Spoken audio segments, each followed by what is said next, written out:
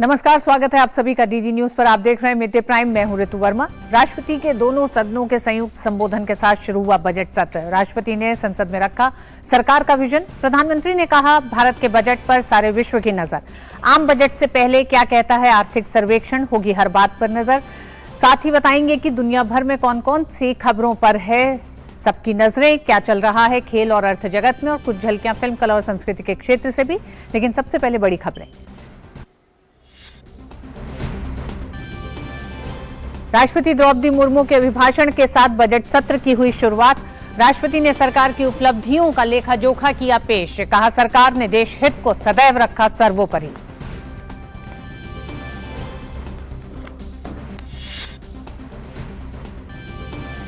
राष्ट्रपति ने कहा डिजिटलीकरण से भ्रष्टाचार से देश को मिल रही है मुक्ति। भ्रष्टाचार के खिलाफ लड़ाई में सामाजिक चेतना बढ़ी। साथ ही वैश्विक मंच पर भारत के प्रति बदले नजरिए का भी किया जिक्र। कहा भारत दूसरों की समस्याओं का कर रहा है समाधान। बजट सत्र के पहले दिन लोकसभा में देश की वित्तीय स्थिति का लेखा जोखा पेश। वित्त मंत्री निर्मला सीतारमण ने वर्ष 2022-23 के लिए आर्थिक सर्वेक्षण की रिपोर्ट की पेश। कल संसद में पेश होगा आम बजट।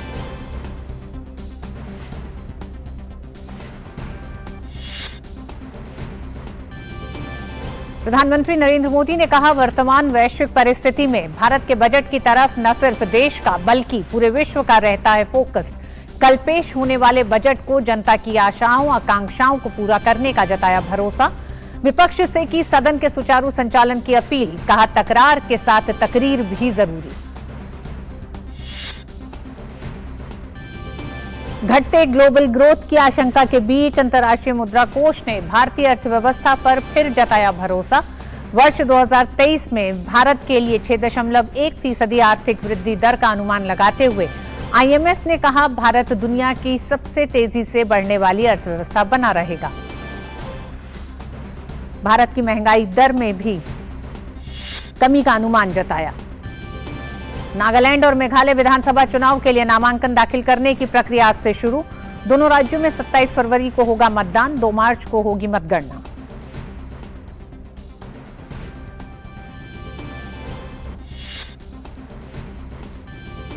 अमेरिकी राष्ट्रपति जो बाइडेन ने ठुकराई यूक्रेन के राष्ट्रपति की मांग। रूस के खिलाफ संघर्ष में F-16 फाइटर जेट देने से किया इंकार।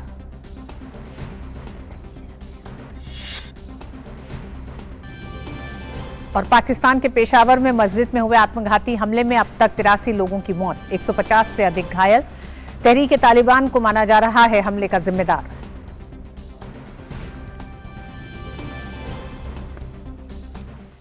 और सबसे पहले बड़ी खबरों पर नजर डालते हैं।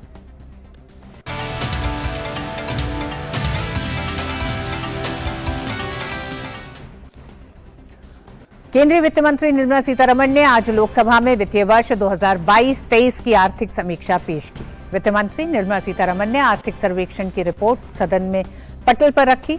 आर्थिक समीक्षा में सरकार की ओर से पिछले एक वर्ष में अर्थव्यवस्था की स्थिति से संबंधित आंकड़े प्रस्तुत किए जाते हैं। साथ ही सरकार इसमें मौजूदा प्रमुख चुनौतियों का अनुमान लगाती है और उनके संभावित समाधान देश के सामने रखती है।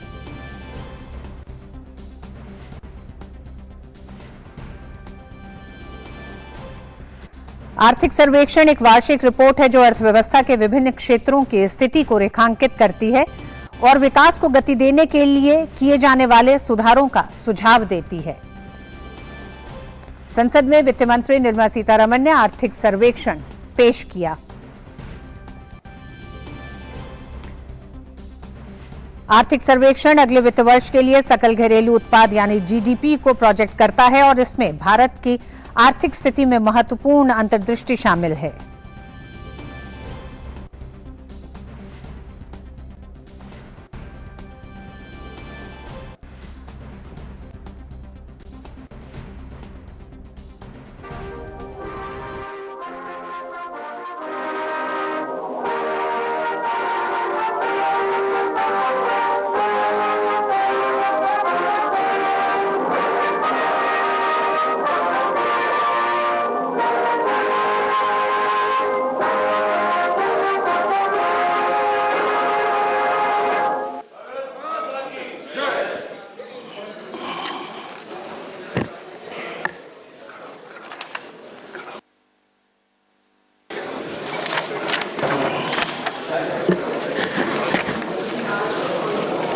obituary references.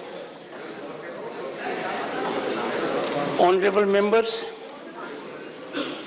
I refer with profound sorrow to the passing away of Dr. D. Masthan and Shri Sharad Yadav, former members of this House.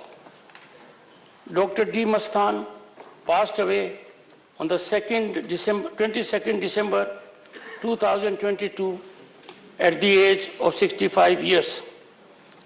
A medical practitioner, Dr. Masthan was born in December 1957 at Lachivakam village in Tiruvallur, district of Tamil Nadu. He was serving as the Vice Chairman of the Tamil Nadu Minorities Commission at the time of his sad demise. Dr. Masthan also served as a member of the Tamil Nadu State Waqf Board. Dr. D. Masthan served as a member of this House representing the state of Tamil Nadu from 1995 to 2001. In the passing away of Dr. D. Masthan, the country has lost an able parliamentarian. Shri Sharad Yadav passed away on the 12th of January 2023 at the age of 75. Born in July 1947 at Babai in Hoshangabad district of Madhya Pradesh, Shri Yadav was educated at the Robertson College and the Jabalpur Engineering College, Jabalpur. He took an active interest in politics right from his student days. During the 1970s, Shri Sharad Yadav emerged as a stalwart leader of the socialist movement in the country. I had the occasion to be with him in the 9th Lok Sabha and also to be in the Council of Ministers, and had enormously benefited from his guidance.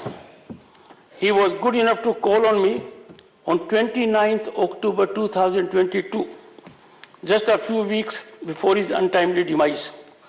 He served as a member of Lok Sabha for 7 terms and also served as in the Council of Ministers, holding the portfolios of textiles, food processing, industries, civil aviation, labor and consumer affairs, food and public distribution during 1989 to 2004.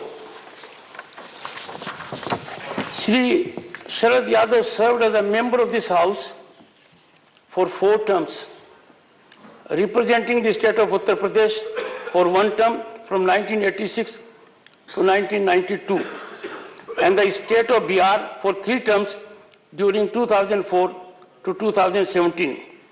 He also served as the chairman of Committee on Provision of Computer to members of Rajya Sabha and Committee on Industry during 2014 to 2016. In the passing away of Shri Sharad Yadav, the country has lost a champion of the socialist movement, an astute administrator, and a distinguished parliamentarian. We deeply mourn the passing away of Dr. D. Masthan and Shri Sharad Yadav. I request members to rise in their places and observe silence as a mark of respect to the memory of the departed.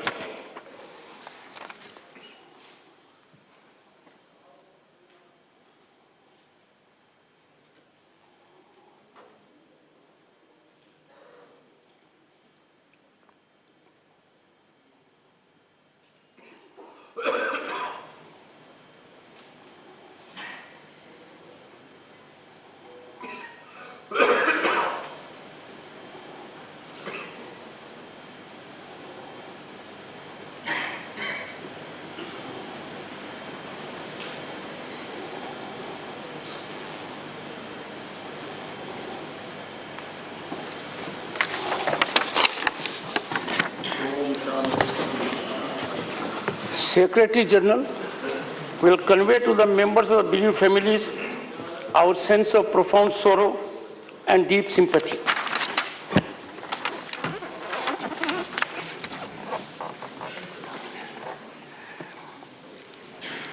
Copy of the President's address to be laid on the table. Secretary General. Sir, with your kind permission, I rise to lay on the table a copy in English and Hindi of the President's address to both the Houses of Parliament assembled together on 31st January 2023.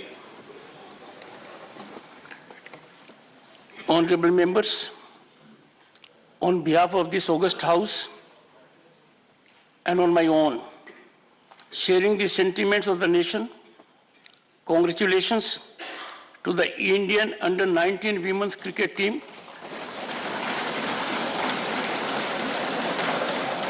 for bringing laurels to the country by winning the inaugural ICC under-19 women's T20 World Cup tournament held in South Africa from 14 January to 29 January 2023.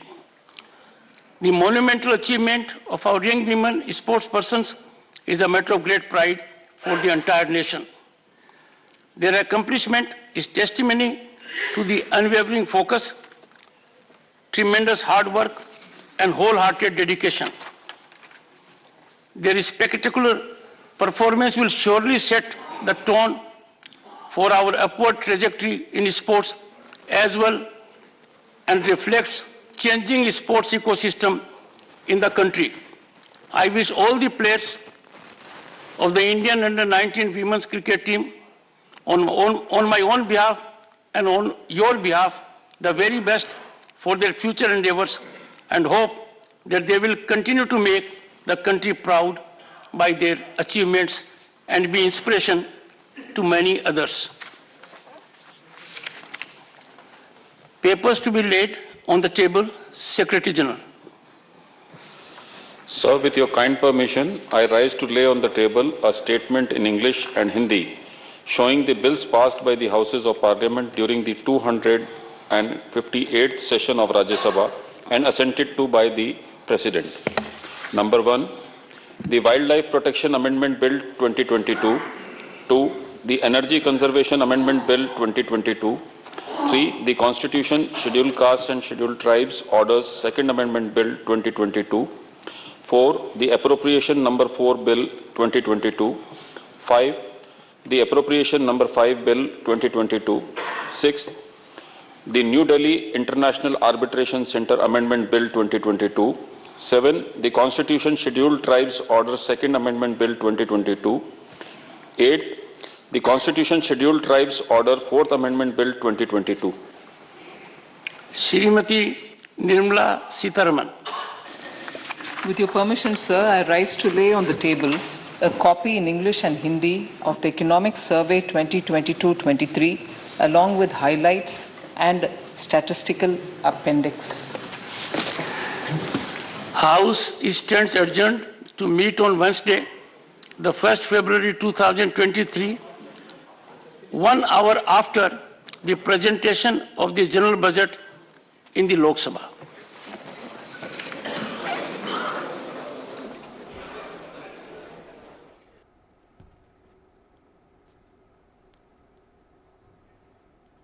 तो संयुक्त सदन के संबोधन के बाद राष्ट्रपति के उसके बाद जिस तरह से लोकसभा में और फिर राज्यसभा में वित्त मंत्री निर्मला सीतारमण ने आर्थिक सर्वेक्षण को पटल पर पेश किया। इसी के साथ दोनों सदनों को आज के लिए स्थगित किया गया है। कल आम बजट सदन में पेश होगा। वित्त मंत्री निर्मला सीतारमण ने आज संसद में 2022-23 का आर्थिक सर्वेक्षण पेश किया। सर्वेक्षण में अर्थव्यवस्था में तेजी की बात कही गई है। सर्वे में कहा गया है कि ऊंची घरेलू मांग और पूंजी निवेश में वृद्धि के कारण 2023-24 में अर्थव्यवस्था में 6 से 6.8% तक की दर से वृद्धि का अनुमान है। अगले वित्त वर्ष के दौरान 4.5% की औसत वार्षिक मुद्रास्फीति दर रहने का अनुमान जताया गया है। आर्थिक सर्वे में मौजूदा वित्त वर्ष में 7% की आर्थिक वृद्धि दर बताई गई है। ये दर दिसंबर में रिजर्व बैंक द्वारा अनुमानित दर 6.8% से अधिक है। 7% की आर्थिक वृद्धि दर को देश में आर्थिक रफ्तार के तेज होने के प्रमाण के तौर पर देखा जा सकता है। ध्यान रहे कि कोविड चुनौतियों और अंतर्राष्ट्रीय आर्थिक सुस्ती के बीच भारत लगातार आर्थिक विकास की गति की ओर लौट रहा है। हालांकि अमेरिकी फेडरल रिजर्व द्वारा बढ़ाई गई ब्याज दरों के कारण रुपए में गिरावट की लगातार चुनौती को भी आर्थिक सर्वे में रेखांकित किया गया है। और इससे पहले संसद में राष्ट्रपति द्रौपदी मुर्मू के अभिभाषण के साथ ही बजट सत्र की शुरुआत हुई। राष्ट्रपति द्रौपदी मुर्मू का ये पहला अभिभाषण है। अपने संबोधन में राष्ट्रपति ने सरकार की उपलब्धियों का लेखा जोखा पेश किया। उन्होंने कहा कि सरकार ने देश हित को सदैव सर्वोपरि रखा है। राष्ट्रपति ने कहा कि सरकार के लगभग 9 वर्षों में आज हर भारतीय का आत्मविश्वास शीर्ष पर है और दुनिया का भारत को देखने का नजरिया बदला है।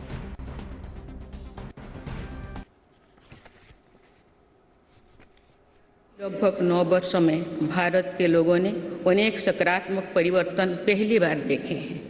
सबसे बड़ा परिवर्तन ये हुआ है कि आज हर भारतीय का आत्मविश्वास शीर्ष पर है और दुनिया का भारत को देखने का नजरिया बदला है। जो भारत कभी अपनी अधिकांश समस्याओं के समाधान के लिए दूसरों पर निर्भर था, वही आज दुनिया की समस्याओं के समाधान का माध्यम बन रहा है। जिस आधुनिक इंफ्रास्ट्रक्चर की हम कभी कामना करते थे, वो इन वर्षों में देश में बनना शुरू हुआ है। राष्ट्रपति ने कहा कि हमें ऐसा भारत बनाना है जो आत्मनिर्भर है और जो अपने मानवीय दायित्व को पूरा करने में समर्थ हो। 2047 तक ऐसे राष्ट्र का निर्माण करना है जो अतीत के गौरव से जुड़ा हो और जिसमें आधुनिकता का हर स्वर्णिम अध्याय हो।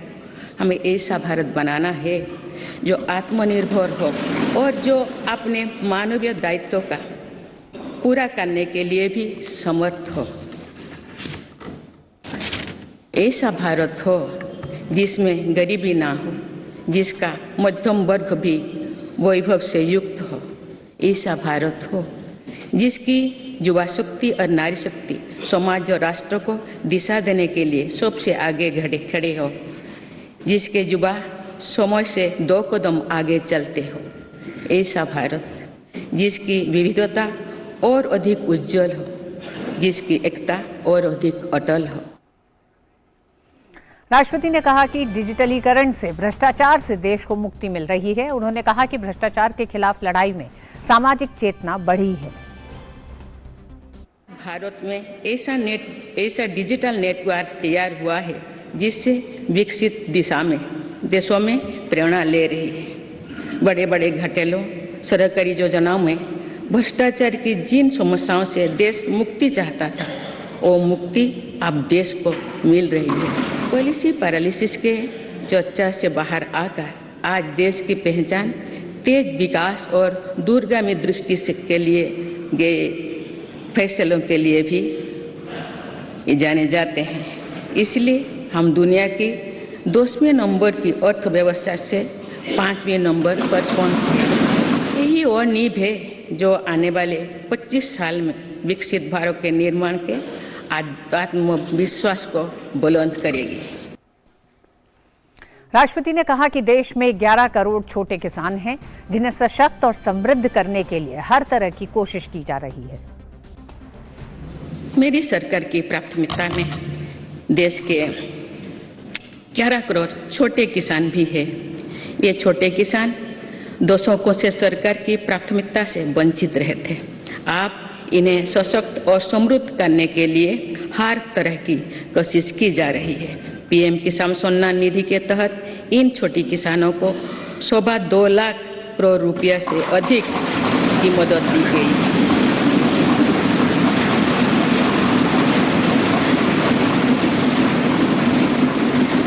खास बात यह है कि इन लाभार्थियों में लगभग 3 करोड़ लाभार्थी महिलाएं हैं।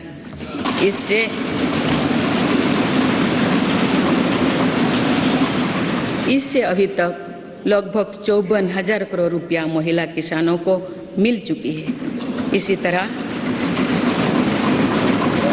तरह छोटे किसानों के लिए फसल बीमा, सोयल हेल्थ कार्ड, किसान क्रेडिट कार्ड, केसीसी की कवरेज बढ़ाने के साथ ही हमारी सरकार ने पहली बार पशुपालकों और मछुआरों को भी किसान क्रेडिट कार्ड की सुविधा से जोड़ा।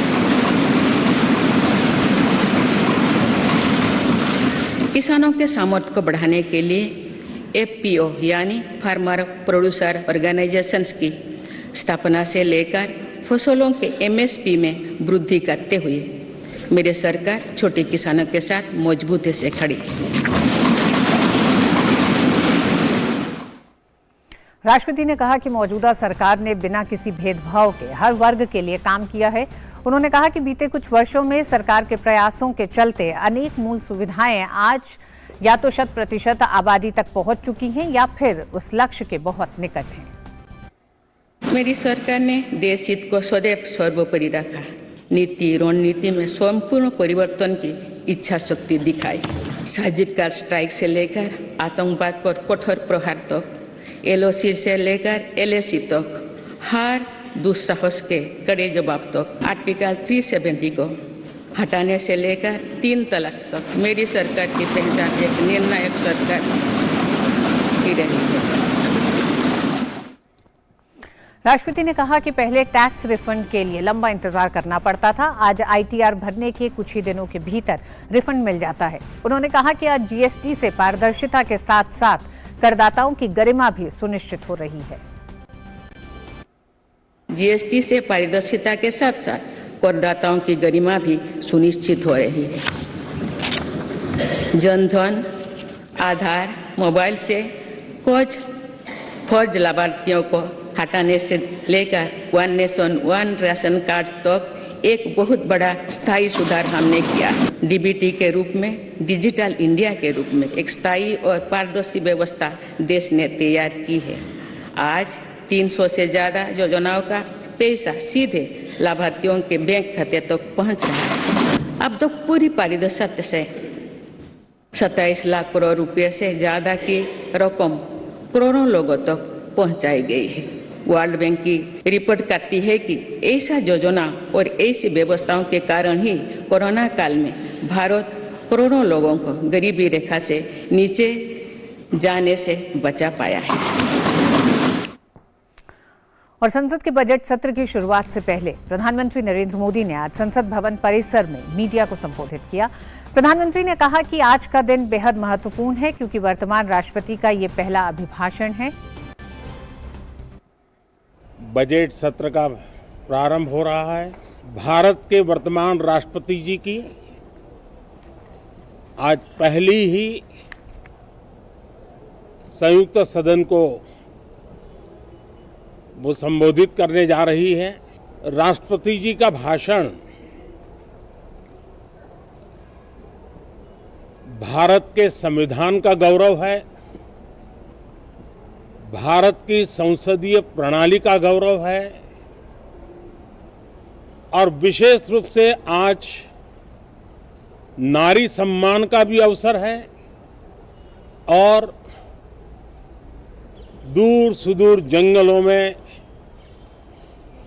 जीवन बसर करने वाले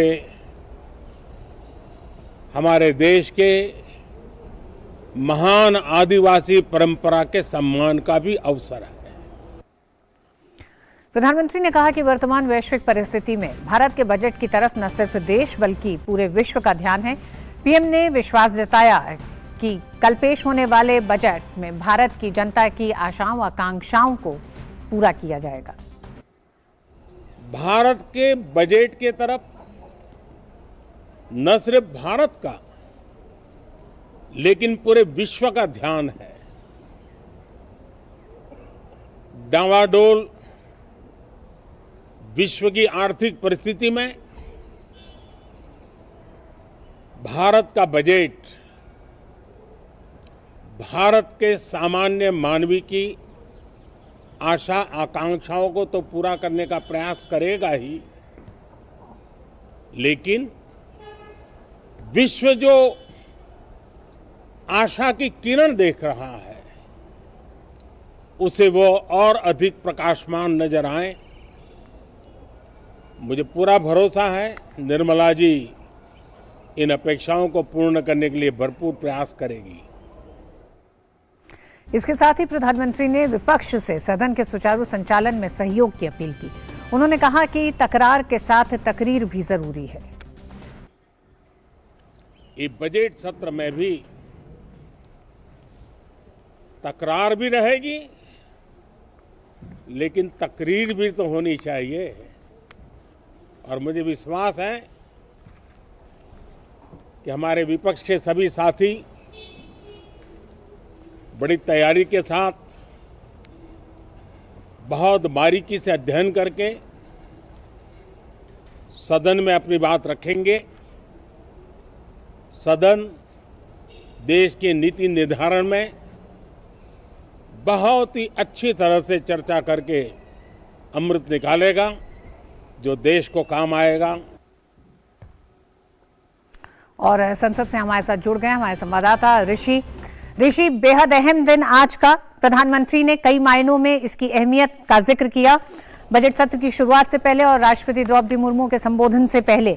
संबोधन में देश में सरकार क्या कर रही है तमाम मोर्चों पे, इसको तो रखा ही गया, साथ ही साथ आर्थिक सर्वेक्षण भी पेश किया गया है। क्या आपको लगता है प्रधानमंत्री ने बहुत साफ कहा कि तकरीर तकरार दोनों जरूरी है, क्या संदेश हैं? देखिए, जहाँ तक इस बजट सत्र की शुरुआत से पहले प्रधानमंत्री ने जिस तरीके से मीडिया के सामने आकर अपना जो स्टेटमेंट दिया, उसमें साफ तौर से उन्होंने 3 पक्षों को सामने रखा। पहला पक्ष तो उन्होंने रखा कि जो आज राष्ट्रपति का अभिभाषण है, उस अभिभाषण में क्या क्या अपेक्षाएं हैं, क्या क्या उम्मीदें हैं और किस तरीके से उस अभिभाषण के अपने मायने हैं। उन्होंने कहा कि ये देश के जो वंचित वर्ग हैं, जो आदिवासी समाज है, जो अनुसूचित जनजाति के लोग हैं, उनकी अपेक्षाओं का दिन है। और उसी तरीके से उन्होंने महिला सशक्तिकरण का दिन बताया। और इसके अलावा उन्होंने कहा कि ये सरकार की जो नीतियां हैं उसको परिलक्षित करने वाला भी दिन है। साथ ही साथ विपक्ष के लिए उन्होंने जो कहा कि आप बारीकी से अध्ययन करके तैयारियों के साथ आएँ और अपनी जो तकरीर रखें तकरार के साथ साथ। यानी कि उन्होंने कहा कि अगर आपका विरोध है तो उस विरोध का कोई मतलब होना चाहिए और उसका कोई एक पक्ष होना चाहिए। इस पूरी की पूरी बात में प्रधानमंत्री ने विपक्ष के साथ साथ ये भी अपील करी कि संसद को चलाने में सभी की भूमिकाएं हैं और विपक्ष अपनी भूमिका को सकारात्मक रूप से चलाएगा, ये उन्होंने उम्मीद व्यक्त की। साथ ही साथ बजट का जो पहलू है उसको उन्होंने छुआ और कहा कि बजट की ओर जिस तरीके से भारत ही नहीं बल्कि पूरी दुनिया की नज़रें हैं और इसमें जो उम्मीदें हैं लोगों की, भारत के लोगों की उम्मीदें हैं, उन्हें लगता है कि वित्त मंत्री उसको पूरा करेंगी।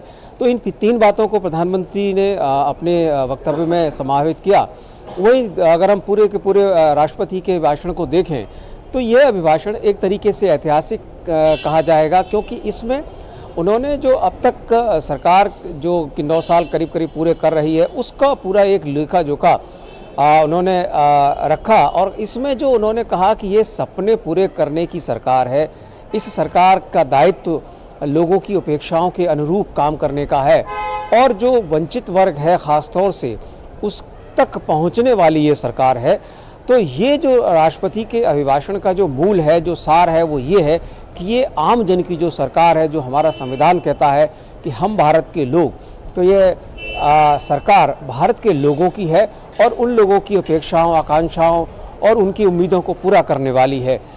तीसरा जो पहलू जिसका कि आपने जिक्र किया कि आर्थिक सर्वेक्षण भी अब दोनों सदनों में रख दिया गया है वित्त मंत्री के द्वारा। निश्चित तौर से आर्थिक सर्वेक्षण हमें बता रहा है कि कैसे जो पूरी दुनिया का जो, चाहे वो महंगाई हो, चाहे वो विकास की रफ्तार हो, उसका असर भारत उसको किस तरीके से उसका एक समाधान निकालता हुआ दिखाई दे रहा है। और सबसे मेन बात यह है कि इसमें जो विकास की जो रफ्तार है वो उसी रफ्तार से जो विकास की जो गति है वो रहने वाली है।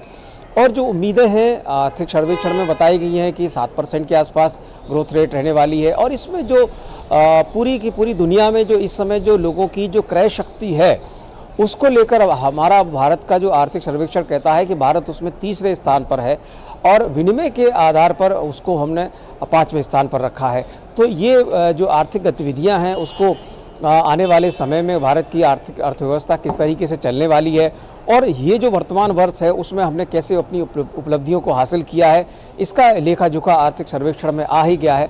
अब सबकी नज़रें कल के दिन के लिए होंगी कि कल के बजट में किसके लिए क्या क्या मिलता है। जी ऋषि, अंत में एक सवाल और, हम देखते हैं आम चुनाव से ठीक पहले का जो बजट होता है वो बेहद अहम माना जाता है।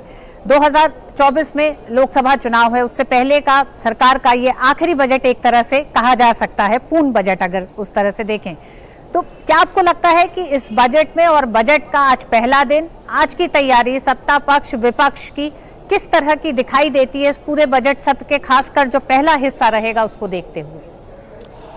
बिल्कुल ऋतु, आपने जो सवाल पूछा बड़ा वाजिब सवाल है, क्योंकि लोकतंत्र में जब सरकारें काम करती हैं तो अंत में उन्हें जनता के पास भी जाना होता है, और जनता के पास जाने से पहले बजट एक आखिरी प्रयास होता है उनकी उम्मीदों को पूरा करने का।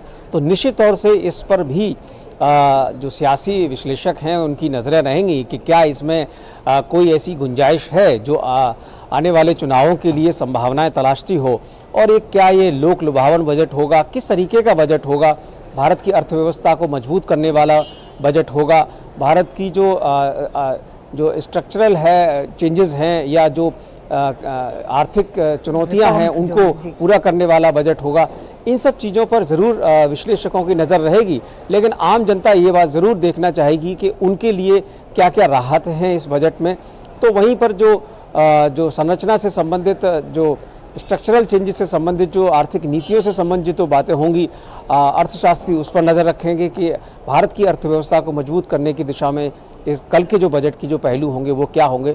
निश्चित तौर से ये ऐसा बजट होगा जिस पर कि इस सरकार की जो अब तक की जो कामकाज है, जो उम्मीदें हैं, वो कहीं ना कहीं दिखाई देंगी। और ये देखना होगा कि इस पूरे के प्रक्रिया में जो आखिरी बजट तो नहीं कह सकते, इससे पहले भी एक बजट आने की उम्मीद है, लेकिन अंतरिम बजट होगा। और आपने सही कहा कि ये फुल फ्लैश्ड आखिरी बजट जरूर होगा। जी बहुत बहुत धन्यवाद ऋषि इस पूरी जानकारी के लिए इस विषय में। और आइए अब नजर डालते हैं अन्य राष्ट्रीय खबरों पर। राष्ट्रीय सुरक्षा सलाहकार अजीत डोभाल अमेरिका के दौरे पर हैं। अजीत डोभाल ने आज यूएस के ज्वाइंट चीफ ऑफ स्टाफ के चेयरमैन जनरल मार्क मिलर से मुलाकात की। इस दौरान भारत अमेरिका द्विपक्षीय सहयोग के विभिन्न पहलुओं पर एक उपयोगी चर्चा की गई। वॉशिंगटन स्थित भारतीय दूतावास ने उनकी मुलाकात की तस्वीरें ट्विटर पर साझा की हैं। एनएसए अजीत डोभाल ने आज वाणिज्य सचिव जीना रायमोंडो और जेक सुलिवान से भी मुलाकात की। यूएसआईबीसी द्वारा आयोजित महत्वपूर्ण और उभरती प्रौद्योगिकियों पर गोलमेज बैठक में कई उद्योग जगत के प्रतिनिधियों ने भी शिरकत की। इस दौरान उनके बीच initiative for critical and emerging technology पर चर्चा हुई।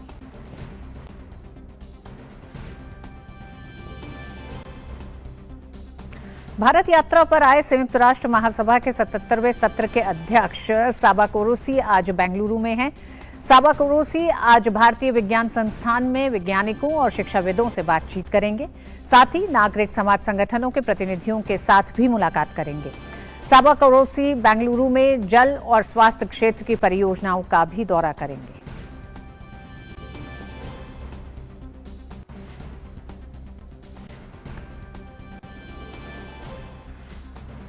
अंतर्राष्ट्रीय मुद्रा कोष ने आज विश्व की अर्थव्यवस्था और भारतीय इकोनॉमी को लेकर बहुत अहम बयान दिया है। विश्व अर्थव्यवस्था को लेकर आईएमएफ ने बताया है कि ग्लोबल ग्रोथ साल 2023 में पहले की अपेक्षा में कम रहने की संभावना है। आईएमएफ के मुताबिक वर्ल्ड इकोनॉमी साल 2023 में 2.9% की दर से बढ़ेगी। वहीं साल 2022 में इसका अनुमान 3.4% था। वहीं साल 2024 की बात करें तो ये विश्व की अर्थव्यवस्था में फिर एक बार तेजी देखी जा सकती है और ये 3.1% के दर से बढ़ सकती है।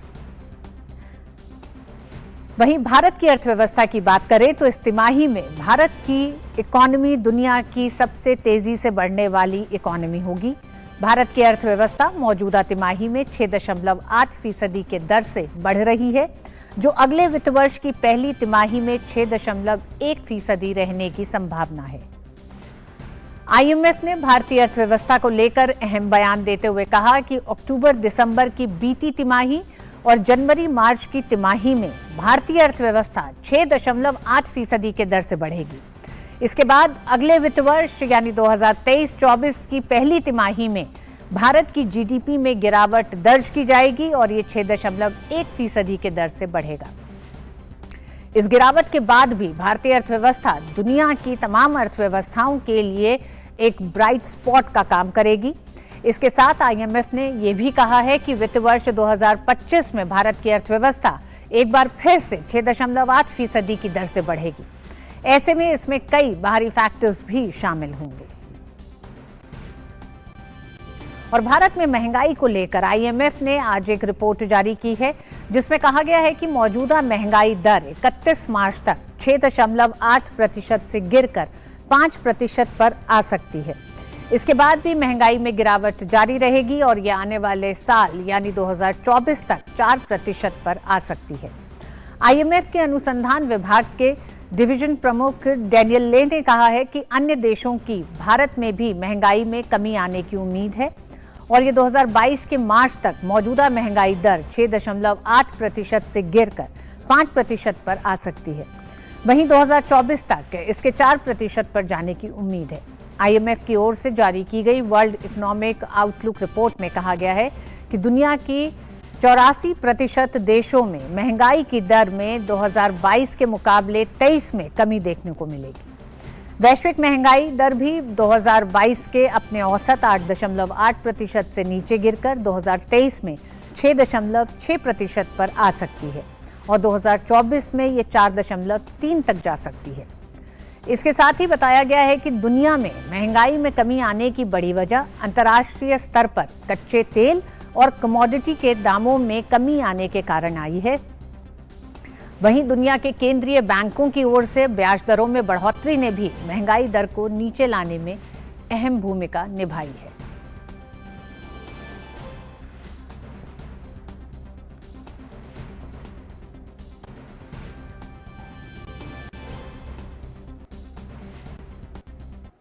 और मिड डे प्राइम में वक्त एक छोटे से ब्रेक का।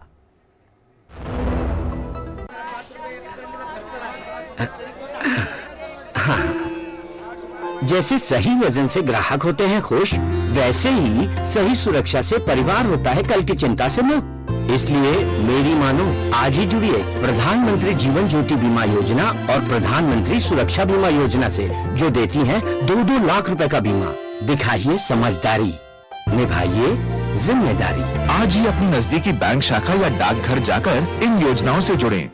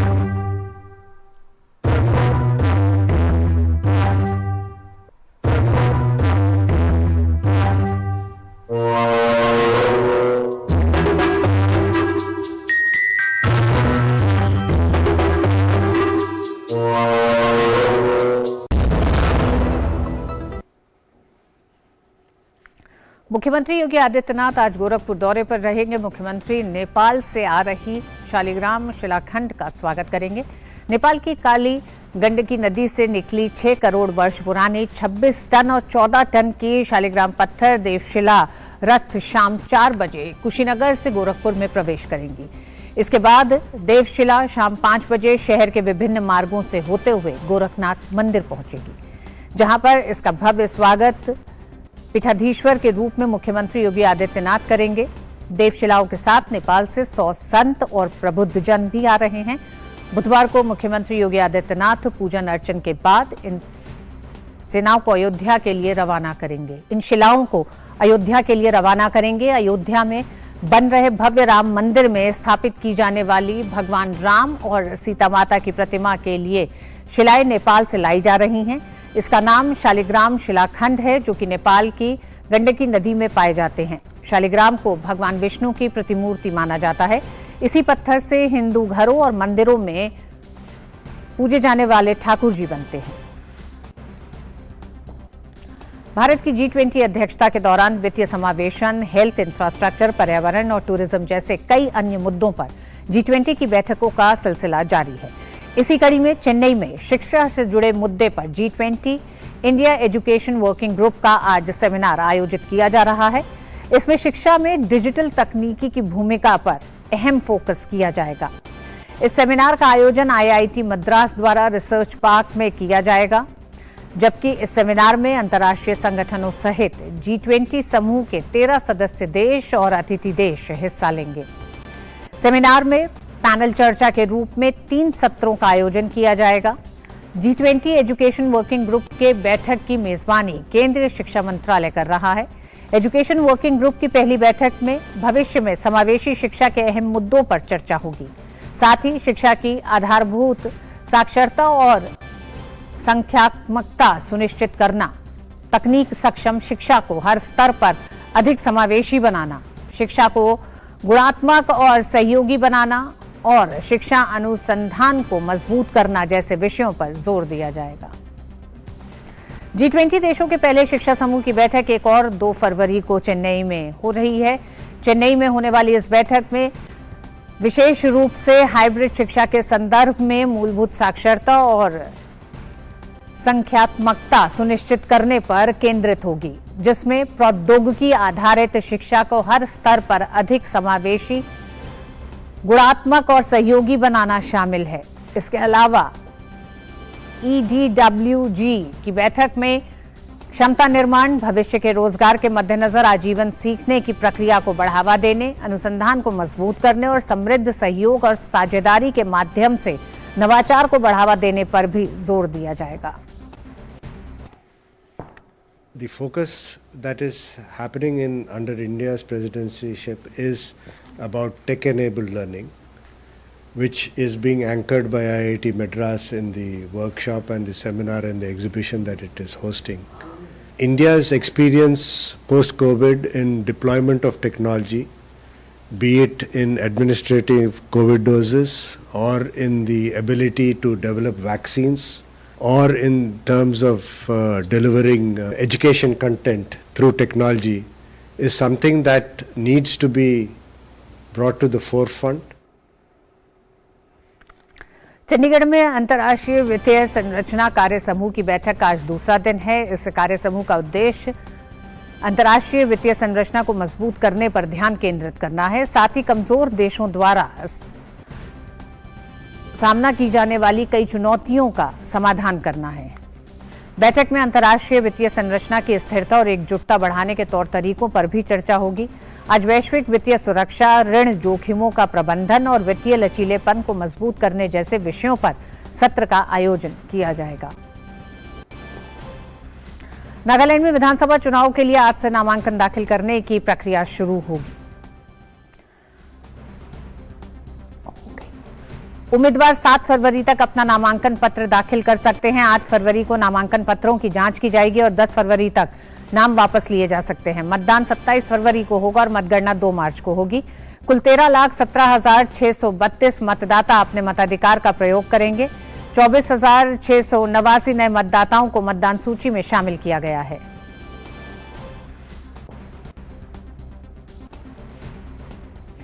और मेघालय विधानसभा चुनाव के लिए नामांकन दाखिल करने की प्रक्रिया जारी है। उम्मीदवार 7 फरवरी तक अपना नामांकन पत्र दाखिल कर सकते हैं। 8 फरवरी को नामांकन पत्रों की जांच की जाएगी और नाम वापस लेने की अंतिम तिथि 10 फरवरी है। 60 सदस्यीय विधानसभा के लिए मतदान 27 फरवरी को और मतगणना 2 मार्च को होगी। कुल 21,61,129 मतदाता मतदान कर सकेंगे। 81,433 नए मतदाताओं को मतदाता सूची में शामिल किया गया है।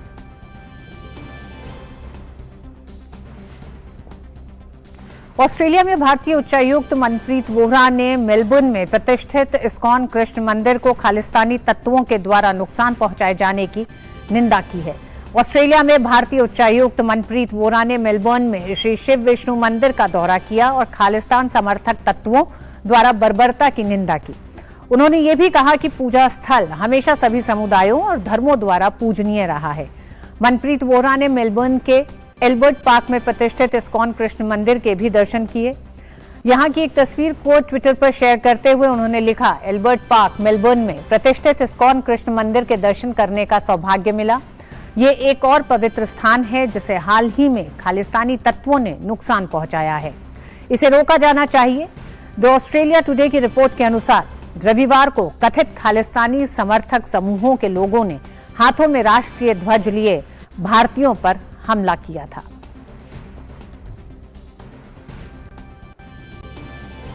और अब बात उन खबरों की जो दुनिया भर में सुर्खियों में छाई हुई हैं।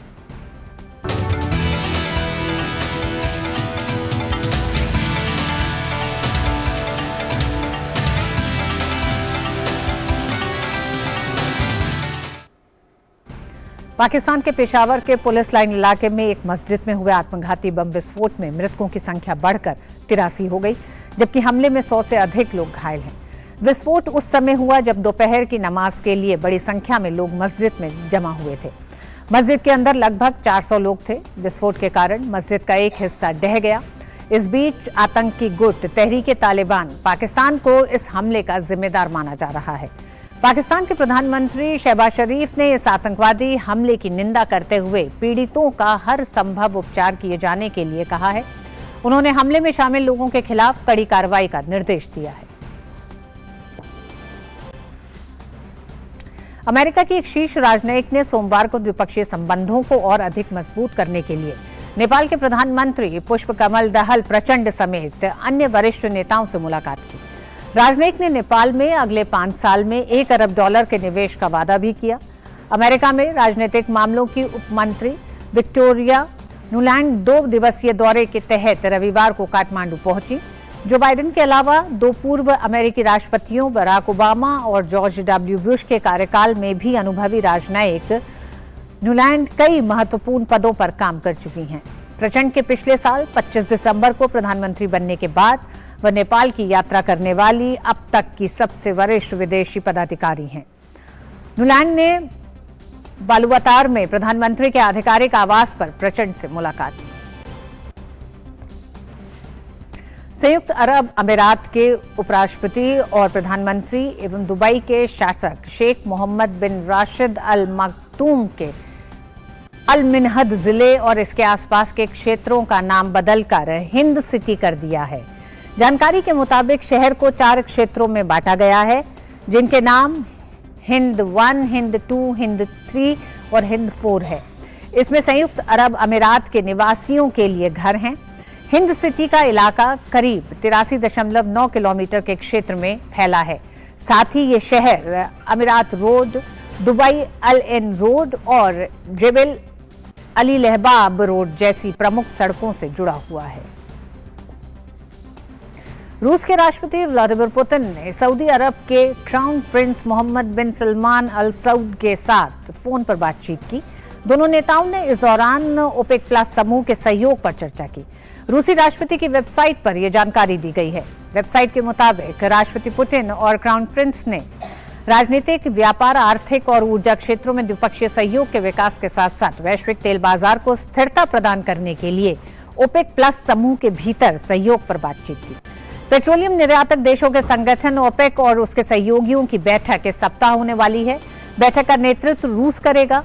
इस बैठक में सदस्य देश तेल की कीमतों और नीतियों पर समन्वय और स्थिरता पर ध्यान केंद्रित करेंगे। रूस के यूक्रेन पर आक्रमण करने के बाद यूरोपीय संघ ने रूसी तेल उत्पादों के आयात पर 5 फरवरी से प्रतिबंध लगा दिया था। रिपोर्ट के अनुसार ओपेक तेल का उत्पादन कम कर रहा है और रूस के नेतृत्व में होने वाले इस बैठक से इसमें किसी भी प्रकार के बदलाव होने की उम्मीद ना के बराबर है। अमेरिका के राष्ट्रपति जो बाइडेन ने कहा है कि वो अपना F-16 फाइटर जेट यूक्रेन को नहीं देगा। यूक्रेन के रक्षा मंत्री ने पिछले सप्ताह कहा था कि अमेरिका और जर्मनी से युद्धक टैंकों की आपूर्ति होने के बाद वह पश्चिमी देशों से F-16 जैसे 4थी पीढ़ी के लड़ाकू विमानों की आपूर्ति की बात की जाएगी। बाइडेन ने कहा कि वो पोलैंड का दौरा करेंगे, हालांकि उन्होंने ये नहीं बताया कि कब यात्रा करेंगे। उन्होंने कहा कि उन्हें यकीन नहीं हो रहा है कि यूक्रेन में युद्ध की शुरुआत के 1 साल पूरे होने पर वो यूरोप का दौरा करेंगे। रूस ने यूक्रेन पर पिछले साल 24 फरवरी को हमला किया था। यूक्रेनी राष्ट्रपति व्लादिमीर ज़ेलेंस्की ने रूस के खिलाफ अपने युद्ध के प्रयासों को और मजबूत बनाए रखने के लिए अमेरिका से लड़ाकू जेट की मदद मांगी थी।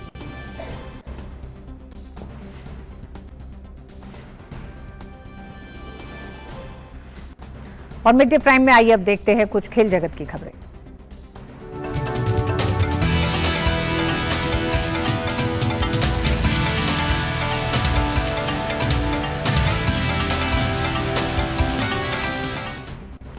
और खेल की खबरें के लिए हमारे साथ जुड़ गई हैं सुचित्रा जी। सुचित्रा, क्या खबरें आज? शुक्रिया ऋतु। सबसे पहले बात कर लेते हैं खेलो इंडिया से जुड़ी हुई। प्रधानमंत्री नरेंद्र मोदी ने खेलो इंडिया यूथ गेम्स के आयोजन की सराहना करते हुए एक पत्र लिखा है। इस पत्र में प्रधानमंत्री ने खुशी जताई है कि खेलो इंडिया ने कुछ ही साल में इतनी कामयाबी हासिल की है। उन्होंने कहा कि खेलो इंडिया के जरिए प्रतिभाशाली खिलाड़ियों को कम उम्र से ही अपनी प्रतिभा दिखाने का मौका मिलता है।